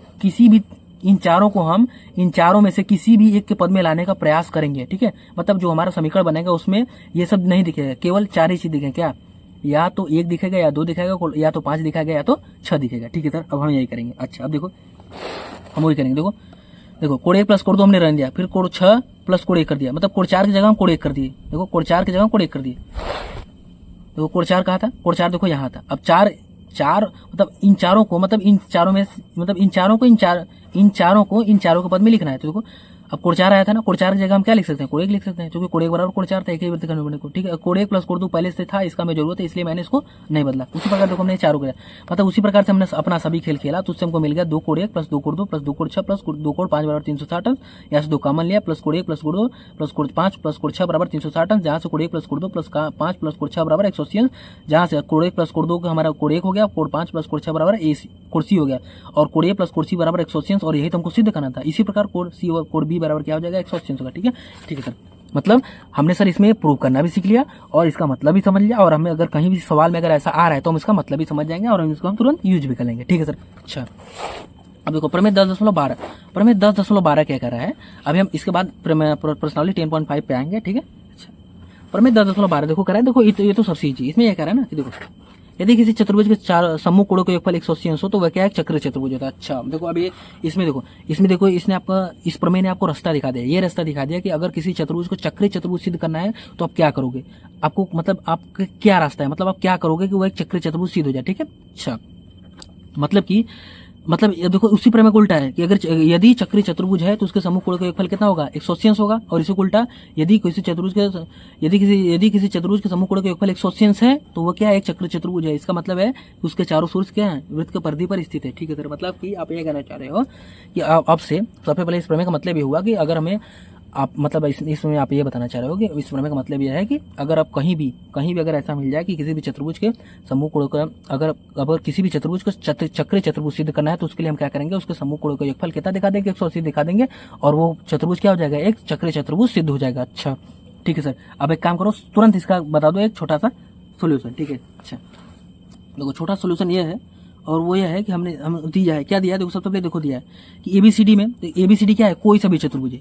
ये वृत्त अपने सामने बना दिया है, लेकिन ये कोई सा भी चतुर्भुज। ठीक है, जिसमें कोड ए प्लस कोड डी जो है क्या है, एक इनका योगफल कितना है, कोड ए प्लस कोड डी का योगफल कितना है 180 है। ठीक है, अच्छा और मैंने मान लिया कि जो वृत्त है, मतलब देखो ये जो चतुर्भुज है ना, ये इस चतुर्भुज के एबीसीडी का चतुर्भुज है, इस चतुर्भुज के 3 सिरे वृत्त के परिधि पर है। ठीक है, और चौथा वाला वृत्त के परिधि पर नहीं है, और जब ये परिधि से बाहर है इसलिए फिलहाल में चक्र चतुर्भुज नहीं है। और लेकिन इसमें कंडीशन दिया हुआ है क्या, कि कोड ए प्लस कोड डी बराबर 180 अंश, कोड बी प्लस कोड सी बराबर क्या है 180 अंश। ठीक है, तो हम कोड ए प्लस कोड डी को लेंगे। अच्छा अब देखो हम क्या करेंगे, अब हम किसी तरीके से क्या करेंगे, हम डी और ई को संपाति कर देंगे। चूंकि देखो यह डी से नहीं ई से जा रहा है। ठीक है, यह जो वृत्त है ई से जा रहा है, अगर हम किसी तरीके से सिद्ध कर दें कि कोड डी है ना, कोड ई पर है, और ये कैसे होगा, जब यह जो कोड होगा, देखो जब यह वाला कोड कितना हो जाए 0 अंश, हम किसी तरीके से सिद्ध कर दें, यह वाला कोड हम 0 अंश सिद्ध कर दें, मतलब यह वाला किस यहाँ पर जाएगा, इसी पर जाएगा, मतलब डी व क्या हो जाएंगे, संपाति हो जाएंगे। और इनका संपाति होते ही, और हमने अभी माना था क्या,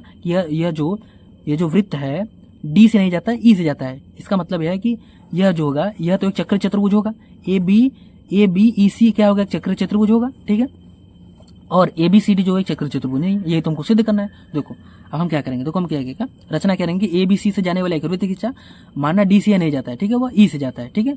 अच्छा BE को जोड़ा, ABED देखो ABC क्या है, चतुर्भुज, ठीक है। देखो अगर हमने इसको जब E से जाता है तो हमने अगर इसको जोड़ दिया था, अब यह क्या फिलहाल एक चक्र चतुर्भुज है। जब यह चक्र चतुर्भुज है तो इसमें चक्र चतुर्भुज का जो हमने पिछला वाला प्रमेय पढ़ा था वह गुण लग सकता है।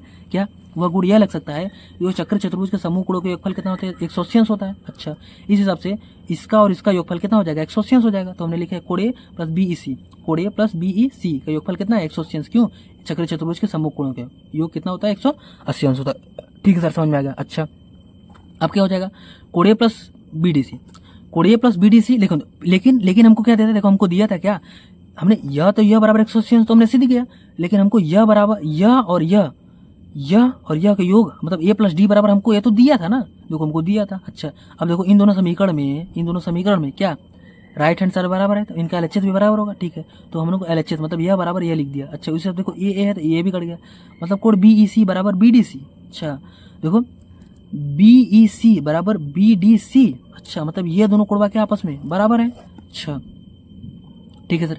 अच्छा जब यह दोनों कोण बराबर है, ठीक है, यह दोनों कोण बराबर है, अच्छा तो इससे होगा क्या, देखो अब यह एक त्रिभुज है। अब इस त्रिभुज में देखो बहिष्कोण कौन सा है, देखो बहिष्कोण हमारा ये है, यह जो बहिष्कोण है, बहिष्कोण का है तो जो इस देखो ये जो बहिष्कोण का मान होगा, इसका मान यह मान इसके और इसके योगफल का कितना होगा, बराबर होगा। ठीक है सर, मतलब आप ये कहना चाह रहे हो कि यह प्लस यह बराबर यह होगा। ठीक है, देखो हमने ये लिख दिया क्या, त्रिभुज BDE में, देखो हमने ये लिखा क्या, त्रिभुज BDE में क्या कोण BEC जो होगा ना वो BEC व BDC के क्या होगा, बराबर होगा। कैसे, यहाँ पे लिखोगे आप क्वेश्चन में बहिष्कोण प्रमेय से। अच्छा लेकिन अभी आपने बताया था कि BEC जो है BDC के बराबर है, अभी आपने बताया था कि BEC जो है BDC के बराबर है। हाँ मतलब BEC की जगह हम BDC लिख सकते हैं, देखो BEC की जगह हमने क्या लिख दिया, BDC लिख दिया, और BDC से BDC कट गया और हमारा BED जो कितना हो गया, 0 अंश, BD 0 और BD कौन सा कोण था, देखो BED मतलब ये वाला कोण था। अच्छा ये तो क्या हो गया 0, इस हिसाब से इसके 0 अंश होते ही मतलब कि देखो इसका मतलब कि यह जो है ये यहाँ पर है, ये यहाँ पर है और ये यहाँ पर है, तो इसका मतलब है कि बिंदु D व बिंदु E क्या है, संपाती है। अच्छा इसका मतलब ये हुआ कि, और हमने ये माना था कि ये जो चतुर्भुज है वह E से होकर जाता है, और हमने और अभी हमने सिद्ध कर दिया कि बिंदु D और बिंदु E एक ही है। इसका मतलब यह है कि यह जो चतुर्भुज है या E से भी जब E से होकर जाता है और E बिंदु ही तो D है, मतलब यह D से होकर जाता है। अच्छा और इस चतुर्भुज के 3 शीर्ष ऑटोमेटिक परिधि पर थे और चौथा भी इसके परिधि पर है, हमने सिद्ध कर दिया। इस हिसाब से हमने यह सिद्ध कर दिया कि ABCD एक चक्र चतुर्भुज है, क्योंकि इसके चारों शीर्ष क्या वृत्त के परिधि पर है। ठीक है। अच्छा अब देखो काम की बात यह है कि सबसे पहले हमने क्या क्या लिखा, वो सब वही लिखने वाला अपना बात है, वो तो अपना कहानी है। देखो इससे देखो सबसे पहले काम का बात यह है कि हमने जो सीखा, जो हमको सीखना था प्रमेय में, सबसे ज्यादा जरूरी प्रमेय होता है वो हमने प्रमेय सीखा है। ठीक है, तो हो सकता है कि कुछ प्रमेय आपको समझ में आ गया और कुछ प्रमेय आपको ना समझ में। ठीक है, तो उसमें ज्यादा घबराने वाली बात नहीं है। आप प्रश्नावली आओ, प्रश्नावली हल करो, प्रमेय को एक बार दो बार उसको रिवाइज कर लो, तब आ जाएगा। ठीक है, लेकिन इसमें ये भी नहीं है कि आपको कुछ नहीं होगा, हल्का फुल्का तो आया ही होगा, और उम्मीद करता हूँ कि आप एक बार रिवाइज कर लोगे तो आपको अच्छे से और आ जाएगा। ठीक है, सारी चीजें हमने बता दी है। अब आते हैं अपने प्रश्नावली पे। ठीक है, देखो जो था प्रमेय ही था, प्रश्नावली देखो 20 मिनट खत्म हो जाएगा, क्योंकि प्रश्नावली में दम ही नहीं। देखो अगर पहला क्वेश्चन हम उठाए, देखो प्रमेय हमने पढ़ा था ना। अच्छा पहला चीज सर, अब तक आपने जितना बताया उसका मतलब प्रमेय भले हमें हल्का फुल्का समझ में आओ ना हो अलग बात है, लेकिन आपने जो प्रमेय का मतलब जो लाइनियां बताया उसको हमने सीख लिया, इसका मतलब हमको समझ में आ गया। ठीक है सर। अच्छा लेकिन सर अब मतलब आप ये कहना चाह रहे हो कि अगर प्रमेय हमको न भी आए तो उससे कोई दिक्कत नहीं है? नहीं सर, ऐसा क्या, प्रमेय आपको आना चाहिए, पर उससे कोई दिक्कत है मतलब आपके अंदर कॉन्फिडेंस होना चाहिए, आपके अंदर ये फील कैसा है कि मुझे सब कुछ आता है। ठीक है, इसके लिए आप कम से कम कहना पड़ेगा, बस एक बार दो बार देख लो। एक बार में किसी को नहीं आता, एक बार में मुझे भी नहीं आता, लेकिन उम्मीद किया था कि मैंने जितना अच्छे से बताना था मैंने बता दिया। अब आप एक बार दो, आपका काम है कि आप एक बार दो बार देखो। अगर आपको फिर भी कोई डाउट रहेगा सर यह कैसे होगा, यह कैसे होगा, आप कमेंट कर सकते हो, मैं इसका जस्टिफाई किसी तरीके से मैं इसको बता दूंगा। ठीक है। अच्छा अब आते हैं प्रमेय 10.5, प्रमेय 10.5, प्रमेय प्रश्नावली 10.5। अच्छा ठीक है सर, प्रश्नावली 10.5 कह रहा है। देखो इसमें सिंपल से दे दिया है, यह इतना 60 दे दिया, इतना 30 दे दिया। अब आपको इसने कह दिया कि इस कोड का मान बताओ। अच्छा बताओ, इसमें देखो पेन, इसमें ये जो हमने अपने लिखा है इतना रामायण महाभारत, इसमें तो ये तो आपको दिखाने के लिए, लेकिन इसमें देखो पेन उठाने की जरूरत नहीं। अच्छा अब देखो एक बात बताओ, इसमें देखो क्या लग सकता है, देखो लग ये सकता है कि देखो सबसे पहले एक चाप खोजो कि कौन सा चाप बन रहा है, कौन सा चाप द्वारा केंद्र पर अंतरित कोण, और मतलब वो कौन सा चाप है जिसके द्वारा केंद्र पर भी कोण अंतरित हो रहा है और परिधि पर भी कोण अंतरित हो रहा है। अच्छा मतलब ये है, देखो इसमें सर देखो इसमें दो चाप बने, क्या एक तो यह वाला बन रहा है यह ए बी बनना है और चाप ए सी बनना है। यदि हम चाप ए पी को ले तो ए बी को ले तो ए बी द्वारा केंद्र पर अंतरित कोण है, लेकिन वृत्त के परिधि पर अंतरित कोण नहीं है, मतलब कि इसमें वो प्रमेय वाला मामला नहीं लगे। लेकिन अगर हम ए सी को ले तो इस चाप ए सी द्वारा केंद्र पर अंतरित कोण भी है और परिधि पर भी अंतरित कोण है। अच्छा, इस चाप ए सी द्वारा केंद्र पर अंतरित कोण कितना है टोटल? 60 क्या है? 90। तो अभी हमने पहले प्रमेय पढ़ा था कि किसी चाप द्वारा केंद्र पर अंतरित कोण वृत्त के परिधि पर अंतरित कोण का क्या होता है? दुगुना होता है। इसका मतलब ये हुआ कि अगर यह 90 अंश है तो यह कितना हो कि इसका दुगुना करने पर यह 90 अंश हो जाए? सिंपल से 45 हो। भाई अगर ये 45 होगा तभी तो इसका दुगुना 90 होगा। मतलब कि देखो इसमें कुछ भी नहीं करना पड़ा, एक प्रमेय के हिसाब से, एक प्रमेय से हमने सॉल्व कर दिया। क्या हमने सिद्ध कर दिया कि जो है यह जो है इसका मान क्या होगा?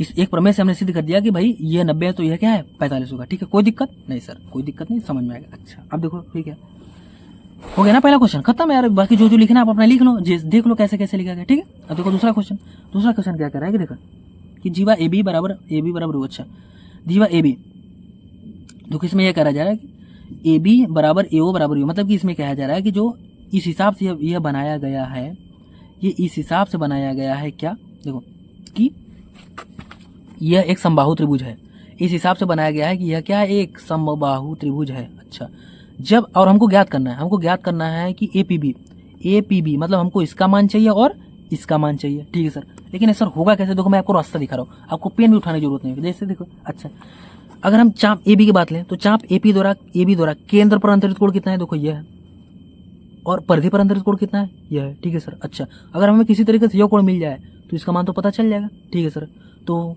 यह कैसे मिलेगा? देखो यह इस त्रिभुज की तीनों भुजाएं क्या बराबर है, मतलब यह एक समबाहु त्रिभुज है और समबाहु त्रिभुज का प्रत्येक कोण कितना होता है? 60 अंश होता है। अच्छा, मतलब इस हिसाब से यह कोण कितना होगा? 60 अंश होगा। और सर यदि यह 60 होगा तो इसका आधा क्या होगा? यह होगा, यह 30 होगा। चूंकि देखो जो यह कोण होता है इस कोण का क्या होता है? दुगुना होता है। जब यह 60 होगा तो यह कितना होगा? यह 30 होगा। अच्छा सर, यह 30 हमको पता चलेगा। अच्छा, लेकिन सर अब एक बात बताओ, अब यह कोणवा कैसे पता चले? ये भी पता चल जाएगा। अच्छा एक बात बताओ, ए क्यू बी पी एक चक्रीय चतुर्भुज है कि नहीं? अच्छा, चक्रीय चतुर्भुज होने के लिए क्या कंडीशन होना चाहिए? कि उसके चारों शीर्ष कहाँ होना चाहिए? वृत्त के परिधि पर होना चाहिए। ठीक है सर, इस चतुर्भुज के चारों शीर्ष क्या है? वृत्त के परिधि पर है। इस हिसाब से सर ये एक चक्रीय चतुर्भुज है। अच्छा, और चक्रीय चतुर्भुज के समूह कोण का योगफल कितना होता है?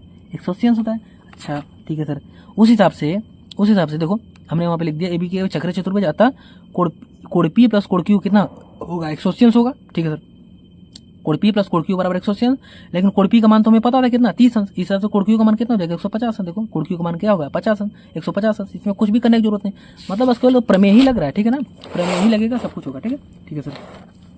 अच्छा, क्वेश्चन नंबर 3 बता दो। देखो क्वेश्चन नंबर 3 ये कह रहा है, देखो अच्छा देखो क्वेश्चन नंबर 3 ये कह रहा है कि सबसे बड़ी बात ये देखो अर्धवृत्त नहीं है। ठीक है, देखो यह एक ऐसा जीवा है, एक कोई वृत्तखंड है जिसमें एक वृत्तखंड में एक कोण जो बना है वह ये कितना है? 100 अंश है। ठीक है सर, अच्छा इसका मान दे दिया 100 और हमको ज्ञात करना है, हमको पी ओ आर मतलब कोण 1 और कोण 2 का मान हमको क्या करना है? ज्ञात करना है, जो कि आपस में बराबर भी होंगे। क्यों? अगर पी ओ आर त्रिभुज लो तो इस त्रिभुज में यह एक समुद्रबाहु त्रिभुज है। यदि समुद्रबाहु त्रिभुज है इसके समूह कोण भी क्या होंगे? आपस में बराबर होंगे। ठीक है सर, ये तो समझ में आ गया। अब आप कहानी बताओ। अच्छा, तो मैं कहानी ये बताना चाह रहा हूँ। देखो अच्छा, अब देखो, अब एक बात बताओ, अब देखो इसमें थोड़ा सा तुम्हें सोचना पड़ेगा उल्टा। अब उल्टा यह था कि तुम्हें सबसे पहले पहचाना पड़ेगा कि देखो एक ही चाप, सबसे पहले एक ही चाप खोजो। एक ही चाप ये है हमारा क्या? देखो अब मैं आपको दिखा रहा हूँ, थोड़ा सा ध्यान से देखना है, बस यही थोड़ा सा है। देखो एक चाप, देखो दीर्घ चाप पी एम क्यू, क्या दीर्घ चाप पी एम क्यू द्वारा केंद्र पर अंतरित कोण कितना है? देखो दीर्घ चाप पी एम क्यू द्वारा केंद्र पर अंतरित कोण कितना है? यह पूरा यह है। ठीक है सर, समझ में आ गया। दीर्घ चाप पी एम क्यू द्वारा केंद्र पर अंतरित कोण इतना है, और इसी चाप द्वारा वृत्त के परिधि पर स्थित कौन सा अंतरित कोण है? देखो वृत्त इसी चाप द्वारा वृत्त के परिधि पर स्थित अंतरित कोण कितना है? इतना है। ठीक है सर, 100 है। इस हिसाब से जो मान होगा ना वृत्त के परिधि पर स्थित अंतरित कोण के मान से कितना होगा? दुगुना होगा। इस हिसाब से जो इस कोण का मान होगा इस कोण के मान से दुगुना होगा। अच्छा, जब यह 100 तो यह वाला कितना होगा? 200। ठीक है सर, जब यह 200, जब यह पूरा बृहद वाला ये कितना होगा? 200 हो गया। तो यह जो बचा यह कितना होगा? सर इन तीनों का योगफल 360 होता है। जब इतना 200 है तो कितना बचा, 160 बचा। इस हिसाब से इस अंदर वाले कोड का मान कितना हो जाएगा, 160 अंश। ठीक है सर। अब अच्छा देखो हमने लिखा है क्या, देखो देखो चाप PMR द्वारा केंद्र पर बना कोड व POR मतलब वृहद, वृहद मतलब देखो बड़ा वाला लेना है, ये छोटा वाला देखो कोड POR अगर हम की बात करें तो POR देखो अंदर वाला भी तो है, लेकिन हमको वृहद वाला लेना है। वृहद कोड, वृहद कोड क्या होता है, 180 अंश से बड़ा होता है। ठीक है, देखो 180 अंश से बड़ा वाला एक कोड है। ठीक है, ये कितना है, ये 200 अंश है। ठीक है, तो देखो ये हम इसकी बात कर रहे हैं कि देखो यह कोड प्रतिबंधना कोड के इतना है, तो देखो कोड POR जो होगा, POR मतलब कौन सा कोड, POR मतलब वृहद वाला POR जो होगा दुगुना होगा, कैसे दुगुना होगा कोड इस वाले से। ठीक है, तो ऐसे देखो हमने लिख दिया कि जो कोड POR बराबर 200 अंश। और देखो एक चीज देखो कोड POR बृहद वाला और प्लस कोड POR अधिक कोड। देखो इसमें कोड POR से दो चीज बने क्या, देखो एक तो बृहद कोड बन रहा है और एक देखो एक अधिक कोड बना है। तो हमने लिखा क्या कि बृहद कोड प्लस अधिक कोड बराबर 360 अंश। तो ये जो अधिक कोड वाला होगा वह 360 माइनस 200 मतलब 160 अंश है, मतलब अंदर वाला कितना हो जाएगा, 160 अंश। ठीक है सर, यहाँ तक समझ में आया आपको कि अंदर वाला 160 अंश कैसे होगा। ठीक है सर, समझ में आ गया कि अंदर वाला 160 अंश कैसे होगा। उसके बाद फिर क्या हो जाएगा, इन तीनों का योगफल कितना हो जाएगा, 180 अंश। कैसे, देखो एक त्रिभुज बना है, त्रिभुज के तीनों अंतर कोणों का योगफल कितना है, 180 अंश। इस हिसाब से आपका क्या हो जाएगा कि इसका प्लस इसका मतलब इसका इन तीनों का योगफल कितना हो जाएगा, 180 अंश। और हमारा ये हो जाएगा कि अब हम देखो इन तीनों का योगफल हम 180 अंश दिखा दिए। अच्छा, और इन दोनों कोणों का योग क्या है, बराबर है। और यहाँ से देखो हमारा मान प्राप्त क्या, देखो त्रिभुज POR में OP और है तो कोण बराबर कोण 2, कैसे समद्विबाहु त्रिभुज से, इसलिए कोण प्लस कोण 2 प्लस POR बराबर 180 अंश, 2 कोण 1 प्लस 180 अंश, 2 कोण 1 बराबर 20 अंश, इस यहाँ से कोण 1 बराबर 10 अंश। और ये तो हमको ज्ञात करना था। ठीक है, कोई दिक्कत नहीं सर, समझ में आ गया। अच्छा, अब देखो चौथा क्वेश्चन हमारा कह रहा है यदि ऐसा कुछ कंडीशन है तो हमें यह कोड ज्ञात करना है। ठीक है, अच्छा यह कोड कैसे ज्ञात होगा, देखो यदि एक BC रेखाखंड है तो एक ही वृत्तखंड दो बना, एक तो यह वृत्तखंड बना, एक तो यह वृत्तखंड बना, और ये दोनों जो कोड है ना एक ही वृत्तखंड में बने कोड है, और एक ही वृत्तखंड में बने कोड क्या होते हैं, बराबर होते हैं, ये हमने पढ़ा था। अच्छा, अगर हमें किसी तरीके से यह मान पता चल जाए, यह मान एक दूसरे के बराबर होगा। ठीक है सर, अब आप किसी तरीके से यह मान पता करो। अब देखो अगर हम इस वाले त्रिभुज की बात करें तो इस वाले त्रिभुज में यह मान पता है, और तीसरा ज्ञात करना है, तो तीनों को योगफल कितना होता है, 180 अंश होता है। यहाँ से हमें यह मान पता चलेगा, देखो कितना हो जाएगा, 80 अंश। देखो यहाँ से हमने इसका मान कितना निकाला, 80 अंश निकाल लिया। देखो यहाँ से हमने इसका मान कितना, 80 अंश निकाले। जब इसका मान 80 अंश तो इसका मान भी कितना हो जाएगा, 80 अंश, बिना पेन उठाई होगा। ठीक है, क्यों, एक ही वृत्तखंड में बने कोण क्या होते हैं, बराबर। ठीक है सर। अच्छा, उसी प्रकार देखो उसी प्रकार से अगर आओ पांचवा क्वेश्चन हमारा कह रहा है कि देखो ऐसा कुछ कंडीशन दिया है, ज्ञात करना है कि कोड BAC मतलब हमको यह वाला ज्ञात करना है। अच्छा, हमको ज्ञात करना है कि BAC, तो यह होगा कैसे, देखो होगा ऐसे कि देखो एक ही वृत्तखंड में कौन कौन से कोड बन रहे हैं, सर यह वाला बन रहा है और यह बनना है। ठीक है सर, अगर हमें किसी तरीके से यह वाला कोड पता चल जाए तो यह वाला तो उसका बराबर होगा, तो पता चल जाएगा। अच्छा, अब यह वाला कोड पता कैसे चलेगा, देखो यह 20 अंश दिया है, ये देखो इसमें रखी गई लग सकता है, ये 130 अंश और इन दोनों का योगफल कितना, 180 अंश, तो ये कितना होगा, यह 50 अंश। ठीक है सर। अच्छा, यह 50 यह 20 मतलब हो गया टोटल 70, तो यह कितना होना चाहिए, सर यह तो 110 होना चाहिए। क्यों, क्योंकि इन तीनों का योगफल टोटल मिला के 180 होना चाहिए। अच्छा, मतलब इस हिसाब से कितना होगा, 110। जब यह 110 तो यह कितना हो जाएगा, 110।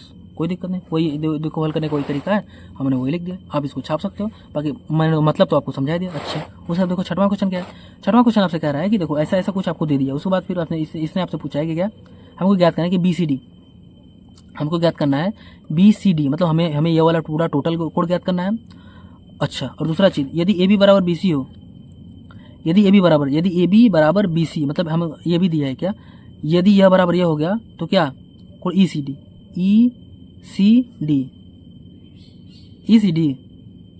कोड ECD ज्ञात करना है। चलो अच्छा देखते हैं क्या है, देखो यह कैसे होगा।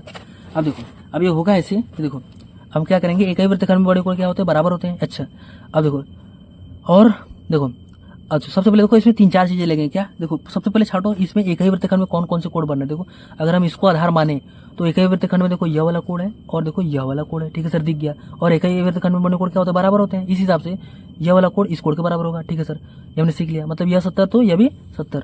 अच्छा, जब यह 70 तो यह टोटल कोड कितना, 70 100 मतलब यह टोटल कोड 100 अंश। अच्छा, अब देखो यह एक चक्र चतुर्भुज है और चक्र चतुर्भुज के सम्मुख कोणों का योगफल कितना होता है, 180 अंश होता है। ठीक है सर। अच्छा, जब सम्मुख चतुर्भुज कोणों का योगफल कितना 180 अंश होता है और यह हमारा 100 अंश है तो यह कितना हो जाएगा, 80 अंश।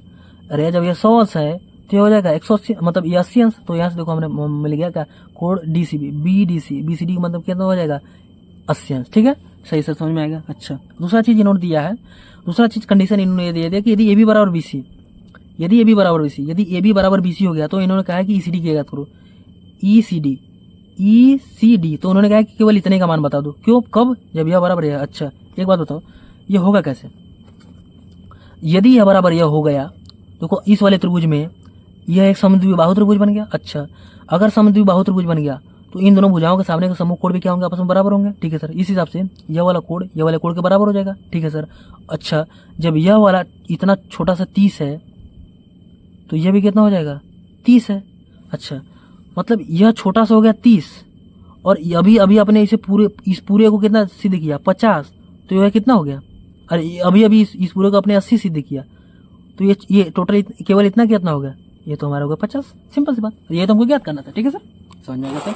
आगे बढ़ो, 7वां क्वेश्चन। देखो 7वां क्वेश्चन आपसे कह रहा है कि क्या, कि देखो एबीसीडी एक चक्र चतुर्भुज है जिसके विकर्ण एबीडी और बीडी ऊपर काटते हैं, ठीक है। ऐसा उन्होंने दे दिया कि एबीसीडी क्या है, एक चक्र चतुर्भुज है जिसके विकर्ण के बारे में, मतलब ये जो ऊपर काट रहे हैं, ठीक है सर। उसके बाद इनका कहना है कि सिद्ध करना है कि एबीसीडी एक आयत है। अच्छा, अब देखो एबीसीडी को एक आयत सिद्ध करना है। अब आयत सिद्ध करने के लिए हम क्या करेंगे, देखो सबसे पहले हम क्या करेंगे कि देखो सिंपल सी वही बात, सबसे पहले हमारा जो कहानी था, किसी भी चतुर्भुज को एक आयत सिद्ध करना है तो सबसे पहले उसके क्या करेंगे, एक समांतर चतुर्भुज सिद्ध करना। सारा जो कड़ी है ना वो हम पहले आपको बता चुके हैं। सबसे पहले हम क्या करेंगे, एक समांतर चतुर्भुज सिद्ध करेंगे। इसे एक समांतर चतुर्भुज सिद्ध करने के बाद उसके बाद फिर हम क्या करेंगे, उसका प्रत्येक को 90 अंश दिखा देंगे। अगर ऐसा हमने दिखा दिया तो क्या हो जाएगा, हमारा काम हो जाएगा। तो सबसे पहले हम क्या करेंगे, इसे एक समांतर चतुर्भुज सिद्ध करेंगे। अच्छा, उसके लिए क्या करेंगे, ये देखो इसको समांतर चतुर्भुज सिद्ध करने के लिए हम क्या करें, हम इस वाले त्रिभुज और इस वाले त्रिभुज की क्या करें, सर्वांगसम सिद्ध कर दें। तो इससे होगा क्या, अगर ऐसा हो गया तो देखो अगर ये सर्वांगसम हो गए तो ये कोण इसके बराबर हो जाएगा। तो मतलब ये दोनों समांतर भी होंगे और बराबर होंगे, और इनके बराबर और समांतर होती है ये पूरा चतुर्भुज क्या हो गया, एक समांतर चतुर्भुज सिद्ध हो जाएगा। और ये मैं इतना तेज कैसे कर पा रहा हूँ, इसका चीज मैंने समांतर चतुर्भुज वाला चैप्टर में बता रखा है, जिन्होंने पढ़ रखा है उसको आता होगा। अगर आपको नहीं है तो सबसे पहले आप जाकर उसको देखो, ठीक है सर। अच्छा, तो देखो हम वो क्या, देखो इस वाले त्रिभुज इस वाले त्रिभुज क्या, देखो इस वाले त्रिभुज की सर्वांगसम करो, कैसे होगा, देखो हो जाएगा, क्यों, देखो यह बराबर इसको होगा, क्यों, त्रिज्या है, यह बराबर इसको होगा, क्यों, त्रिज्या है। और देखो यह वाला कोण इस वाले कोण के बराबर, क्यों, शीर्षाभिमुख कोण से, ठीक है सर। ये मतलब यह वाला इसके क्या होगा, सर्वांगसम होगा। तो वही चीज हम लेंगे क्या, देखो त्रिभुज वो भी उस योनि में ये वाला त्रिभुज क्या है, सर्वांगसम है, कैसे, साइड एंगल साइड से। इसलिए देखो इसलिए क्या, इसलिए कोण यह बराबर कोण यह हो जाएगा, क्यों, एकांतर कोण बराबर है। अच्छा, सीपीसीटी। अच्छा देखो कोणिया बराबर क्यों, सीपीसीटी। अब देखो जब यह हो गया तो ये दोनों क्या होंगे, समांतर होंगे। क्यों, ये समांतर इसलिए होगी कि ये दोनों संगत कोण बराबर है, और ये दोनों बराबर भी होंगे। क्यों, ये त्रिभुज सर्वांगसम है तो इसलिए सीपीसीटी से इन दोनों बराबर होंगे। अच्छा, इनके बराबर और समांतर होते ये क्या हो गया, ये एक समांतर चतुर्भुज हो गया, ठीक है सर। अच्छा, यदि एक समांतर चतुर्भुज हो गया, ठीक है, अब हमने इसको एक समांतर चतुर्भुज सिद्ध कर दिया। अच्छा, अब हमको क्या करना है, हमको किसी तरह से इसको एक 90 अंश मतलब कोण को हमें 90 अंश सिद्ध करना है। अब वो होगा कैसे, देखो अब वो होगा ऐसे, अगर हमने इसको समांतर चतुर्भुज सिद्ध कर दिया तो समांतर चतुर्भुज समूह कोण तो बराबर होते हैं, ठीक है, मतलब कोण प्लस कोण बराबर कोण सी होगा। अच्छा, लेकिन अब देखो समांतर चतुर्भुज के साथ साथ अब यह क्या है, इसके इस चतुर्भुज के चारों सदस्य क्या एक वृत्त के परिधि पर है। इस हिसाब से यह एक चक्र चतुर्भुज है, और चक्र चतुर्भुज के समूह कोण का योगफल कितना होता है, 180 अंश होता है। इस हिसाब से कोण प्लस कोण सी बराबर 180 अंश, तो हमने लिख दिया। कोण डी प्लस कोण डी, देखो कोण डी प्लस बी मतलब कोण डी प्लस कोण बी बराबर, इसको ले लेना कोण डी प्लस कोण बी बराबर 180 अंश, ठीक है। लेकिन देखो इन दोनों बराबर भी होंगे, इससे देखो क्या हो गया, कोण डी प्लस कोण बी बराबर 180 अंश, लेकिन कोण डी प्लस कोण डी बराबर कोण बी है, मतलब ये दोनों बराबर भी हैं। इस हिसाब से हम कोण बी बराबर क्या हो जाएगा, 90 अंश, और ये क्या डी हो जाएगा। अगर अच्छा, अब एक समांतर चतुर्भुज का प्रत्येक कोण क्या है, 90 अंश, और इस हिसाब से क्या हो जाएगा, अब यह क्या है, एक आयत है, ठीक है। और ये सब चीजें तो मैंने बहुत सिंपल है, ये सब हमने आपको पहले बता रखा, ठीक है। बस वो तो मैंने इसको इसमें बता देंगे कैसे करना है। अच्छा, अब देखो इसमें क्या क्या है, इसमें देखिए एबीसीडी क्या है, एक समलंब चतुर्भुज है, मतलब एबीसीडी जो है एक समलंब चतुर्भुज है जिसमें एबी समांतर सीडी है, जिसमें एबी समांतर सीडी है, ठीक है सर, समझ में आएगा। उसमें जिस और एडी बराबर बीसी है, एडी जो है ना, एडी जो है बीसी के बराबर है, ठीक है। मतलब इन्होंने ऐसा दे दिया कि यह वाला इसके बराबर है, ठीक है।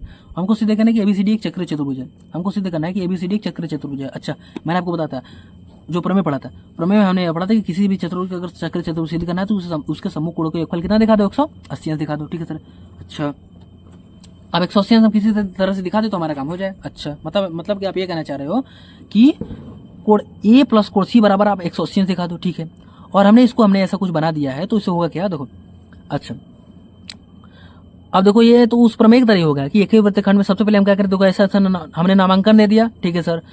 नामांकन देने के बाद हम क्या करेंगे कि देखो यह प्लस कोण, देखो एक ही वृत्तखंड में बने कोण बराबर होते हैं। इस हिसाब से देखो अगर हम इसको लें तो यह कोण 8 बराबर कोण 5 हो जाएगा, अगर हम इसको लें तो देखो कोण 7 बराबर कोण 2 हो जाएगा। इस पर इसे तो जो हमने बनाया था वो हम बना लेंगे। क्या देखो एबीसीडी चक्र चतुर्भुज आता कोण ए प्लस कोण सी बराबर, हमको सिद्ध करना है कि एबीसीडी चक्र चतुर्भुज है, इसके लिए हम क्या करें कोण ए प्लस कोण सी बराबर 180 हमको दिखाना पड़ेगा। ठीक है सर, हम दिखा देंगे। उसके बाद हम क्या करेंगे, देखो सबसे पहले जो जो बराबर था एक वृत्तखंड में हमने लिख लिया। उसके बाद हमने सबका योग किसके बराबर होगा, सब चारों का योग, इन चारों का योग कितना होगा 360 होगा। ठीक है, वो हमने लिख लिया, वो भी लिख लिया। अब हम क्या करेंगे ना, जो जो हमको रखना है, देखो इस जो समीकरण है ना, ये जो समीकरण है, इस समीकरण में क्या 8 और 7 4 3 को छोड़कर जो जो बचा उन सबको इन चारों के पद में लिखेंगे। ठीक है, अच्छा अगर इनमें है तो ठीक है, नहीं तो अगर किसी पद में तो देखें हम इनको मतलब इन चारों को इसके पद में लिखेंगे। अच्छा ठीक है सर, देखो वही लिखिए, क्या हमने इसको उसके पद में लिख दिया। ठीक है, अच्छा तो ऐसे हमको मिलेगा 2 कोण 1 प्लस कोण 2 प्लस कोण 5 प्लस कोण 6 बराबर 360 अंश मिला। मतलब कि कोण 1 प्लस कोण 2 कोण डी हो गया, कोण 5 प्लस कोण 6 बराबर कोण बी होगा। ये तो प्रमेय जैसे सॉल्व किया था वैसे सॉल्व किया। ठीक है, अच्छा प्लस कोण डी प्लस कोण बी बराबर कितना हो गया 180 अंश होगा, और यही हमारा प्रूफ होगा। ठीक है सर, ठीक है सर, बिल्कुल हो सिद्ध हो गया। अच्छा अब देखो 9वां क्वेश्चन देखो इसमें कह रहा है कि देखो बस इसमें आपको समझने की जरूरत था। उसमें क्या था उसने कि हमको सिद्ध करना है कि एसीपी, हमको सिद्ध करना है कि यह वाला कोण इस वाले कोण के बराबर है, हमको सिद्ध करना है कि यह वाला कोण इस वाले कोण के बराबर है। ठीक है सर, अभी होगा कैसे, देखो 9वां क्वेश्चन में कह रहा है, देखो ये दो वृत्त है ना, जो ये दो वृत्त है एक दूसरे को जो इंटरसेप्ट कर रहे हैं, मतलब एक लाल वाला वृत्त है एक काला वाला वृत्त है, जो एक दूसरे को काट रहे हैं, जो किस पर बिंदु बी व बिंदु सी पर काट रहे हैं। ठीक है सर, अच्छा अब देखो हमको सिद्ध करना है कि कोण सी मतलब यह वाला कोण इस वाले कोण के बराबर है। वो होगा कैसे, देखो बहुत सिंपल है। क्या हम जानते हैं कि एक ही वृत्तखंड में बने कोण बराबर होते हैं। ठीक है सर, देखो हमने क्या किया, रंग दिया कि आपको समझ में। देखो हमने इसको मिलाया, अब एक ही वृत्तखंड में देखो कौन सा कोण बन रहा है, एक तो यह वाला कोण बन रहा है और एक तो यह वाला कोण बन रहा है, और एक ही वृत्तखंड में दोनों कोण बराबर होते हैं। इस हिसाब से कोण यह वाला किसके बराबर होगा, इस वाले कोण के बराबर होगा। ठीक है सर, इसको हमने बराबर कर दिया। अब देखो अब यह वाला यह भी एक रेखा है और यह भी एक रेखा है।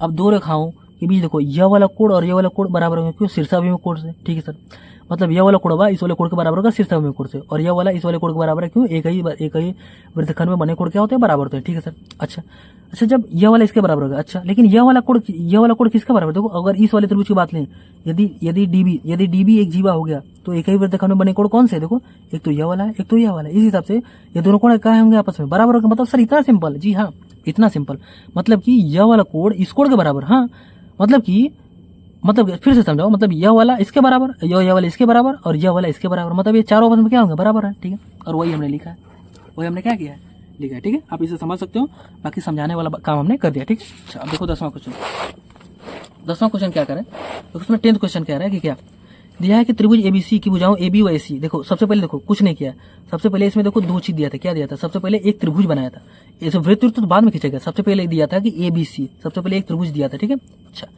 इसमें ऐसा बस दिया था कि भुजाओं एबी व एसी को व्यास मानकर, मतलब एक त्रिभुज एबीसी में भुजाओं एबी व एसी को व्यास मानकर दो वृत्त खींचे गए जिनके केंद्र ओ व ओ डैश है। ठीक है सर, ऐसा हो गया। ठीक है, अब हमको सिद्ध करना है कि जो बिंदु डी है ना, जो फिर एडी को मिला दिया। ठीक, जो दोनों का कटान बिंदु इसको मिला दिया। उसके बाद क्या करें कि जो बिंदु डी है ना, हमको सिद्ध करना है कि बिंदु डी जो है वो बीसी पर स्थित है। अच्छा बिंदु डी व बीसी पर स्थित है, इसका मतलब क्या हुआ, ये सर ये कैसे सिद्ध होगा कि बिंदु डी व बीसी पर स्थित है। देखो ये ऐसे सिद्ध होगा कि अगर हम सिद्ध कर दें कि क्या, अगर हम किसी तरह से सिद्ध कर दें कि यह एक रेखा है, अगर हम इसको इसमें हम रैखिक युग्म सिद्ध कर दें तो सिंपल सी बात है यार, रैखिक युग्म तभी हो पाएगा जब यह बिंदु डी बीसी पर हो, तभी ना एडी ये बिंदु डी से ये तक क्या एक कोण बनेगा, इसका और इसका योगफल कितना होगा 180 होगा। मतलब कि हमको ये दिया नहीं, ये हमको सिद्ध करना है कि सिद्ध करो कि यह एक रेखा है, मतलब बिंदु डी रेखा, मतलब बिंदु जो डी है वह रेखा बीसी पर स्थित है। अच्छा अब देखो किसी चीज को अगर रेखा सिद्ध करना है तो हमको क्या करना पड़ेगा, हम देखो इसको और इसको मतलब इनका योगफल, हमको इसको रैखिक युग्म का विलोम दिखाना पड़ेगा, मतलब इन दोनों का योगफल हमको कितना दिखाना पड़ेगा 180 दिखाना पड़ेगा। ठीक है, लेकिन सर दिखाएंगे कैसे, अच्छा या तो स्रांगसम करो या तो कुछ और करो। स्रांगसम करने को कुछ दिख नहीं रहा है तो इसमें दिख क्या रहा है, देखो हमको दिख रहा है ना, जब व्यास से खींचा, देखो कहीं भी सवाल में अगर व्यास से मामला जाए और आधे त्रिभुज में कुछ मामला चलो तो देखो अर्धवृत्त में क्या हो रहा है, अर्धवृत्त में क्या कहानी चली। ठीक है, क्योंकि अर्धवृत्त में बना कोण क्या होता है, समकोण होता है। ठीक है, अच्छा सर ठीक है, अगर हम इस वृत्त की बात करें, यह व्यास है ना, तो एक अर्धवृत्त होगा, एक अर्धवृत्त ये हो गया। अच्छा इस वाले वृत्त के लिए अर्धवृत्त में बना कोण कौन सा है, यह वाला है, और अर्धवृत्त में बना कोण क्या होता है, समकोण होता है। ये कैसे होता है मैं आपको पहले बता ही चुका हूँ। इस हिसाब से यह कोण कितना होगा 90 अंश। ठीक है सर, और इस वाले त्रिभुज में, इस वाले वृत्त के हिसाब से ये अर्धवृत्त है, और अर्धवृत्त में बना कोण क्या होता है, समकोण होता है सर। ये भी हम लिख दिया। मतलब कि देखो यह कोण 90, यह कोण 90, और इन दोनों का योगफल कितना है, 180। अतः यह एक रेखीय युग्म क्या है, संतुष्ट कर रहे हैं। इस हिसाब से यह क्या है, एक यह बिंदु डी है, रेखा बीसी पर स्थित है, क्योंकि यह एक रेखीय युग्म बना रहा है। अच्छा, समझ में आएगा सर। अब इसको लिखेंगे कैसे, देखो लिखेंगे वैसे, सरल रेखा रेखीय युग्म बनाता है तो रेखीय युग्म सरल रेखा बनाएगा। देखो क्या, देखो जब सरल रेखा रेखीय युग्म बनाता है तो जो रेखीय युग्म होगा ना वो एक सरल रेखा बनाएगा, ठीक है। चूंकि देखो जब सरल रेखा एक होता है स्ट्रेट लाइन, वह रेखीय युग्म बनाता है, तो अगर कोई रेखीय युग्म बना रहा है तो वो एक सरल रेखा ही होगा, तभी तो बना रहा होगा, ठीक है। वही चीज हमने किया गया। देखो ए बी केंद्र वाले वृत्त का व्यास है, अतः ए डी बी बराबर 90 अंश, कैसे, अर्धवृत्त में बना कोण।